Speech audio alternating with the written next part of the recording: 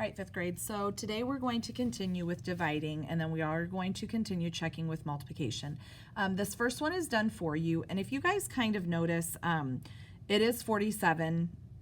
We do have 258. 258 divided by 47. You're probably thinking that's a little bit difficult, but if you use your rounding rules, kind of write out and make an estimation on where we could start, it will work out pretty simple for you. So you can kind of take a look at what letter A looks like. Okay, how we figured out that 5 can go, or 47 can go in 258 5 times. Notice that I am placing those numbers right above where it goes, because 47 can't go into 2, so there's nothing there. 47 can't go into 25, so there's nothing there. But 47 can go into 258, and that's why we put the 5 here. We multiplied it, figured it out, got my remainder, and then over here, remember, we check my answer by taking my divisor, multiplying it by that quotient, and then we add our remainder to that answer that we get, okay? So I'm gonna go ahead and set up this problem. I'm gonna have 148 divided by 67. Now what I'm going to do is I'm gonna round this.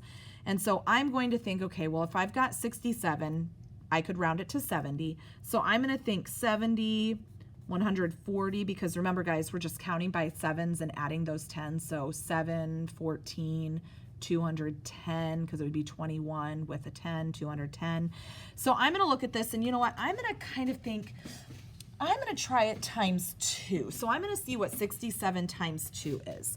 So I'm going to come over here and just like scratch a piece of paper. 67 times 2. 7 times 2 is 14. Regroup my 1. 6 times 2 is 12. Plus 1 is 134. Okay. Now, sometimes you'll have to look at this and say, okay, can I do it one more, or do I need to take it one less? But this one, if I'm comparing that 134 to that 148, that's like within 10, more than 10, but it's within 10. So I know that I'm not going to be able to do one more 67. So I'm going to go ahead and do this times 2. So 2 times 167. Remember, I'm going to put it above that 100 because 67 doesn't go in 1. 67 doesn't go in 14. 67 goes into 148 2 times. I'm going to subtract 134. Let's see here. I can do 8 minus 4, which is 4. 4 minus 1, which is, or sorry, 4 minus 3, which is 1. I gave you the answer. So here's a way to check this, is because this answer is less than 67, then that means it can't go in anymore. So I'm going to put that as a remainder of 14. Now the lovely thing is that I can do 67 times 2. I already know it equals 134. So the only thing that I need to do is 134. I need to add 14 to it. And I get 100. Oops, sorry guys, 14. I get 148, so it checks. All right.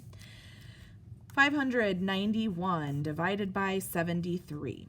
Okay, well, first of all, 73 can't go into 5, can't go into 9, so now I'm going to have to look. Well, I'm going to round 73 down to 70, and what I'm going to do is I'm just going to go ahead and count by sevens, but I'm going to add that 0 so that it's 70, 140, 210, 280, 350, still not close to that 591, 420, 490, 560,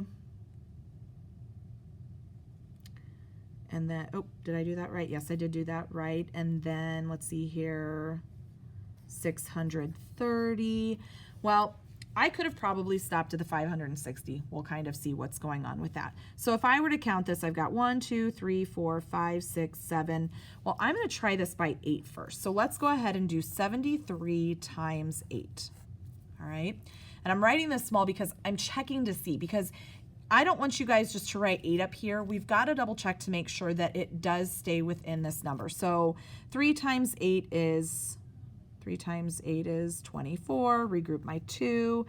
7 times 8, this, I think it's gonna be, is 56 plus 2, 56, oh, maybe it does work, 580.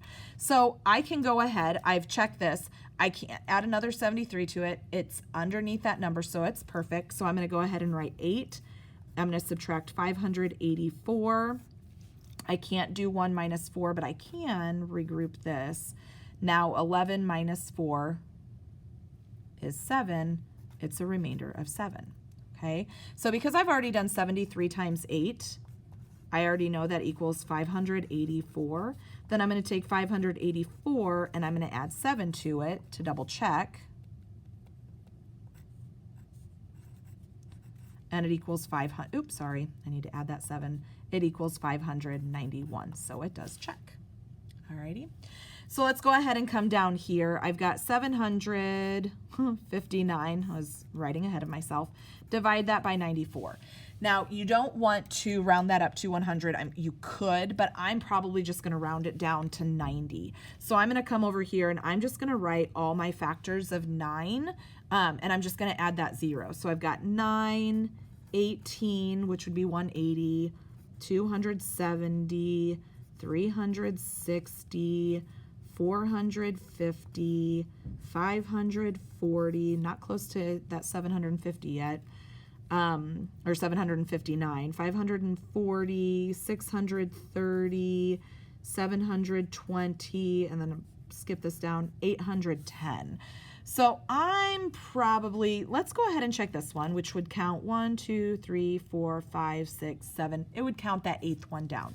So over here, I'm going to do 94 times 8. 8 times 4 is 32, regroup my 3. 9 times 8 is 72, plus 3 is 75. Ooh. Okay. If I take a look at this, 752, and then I've also got, did I do that?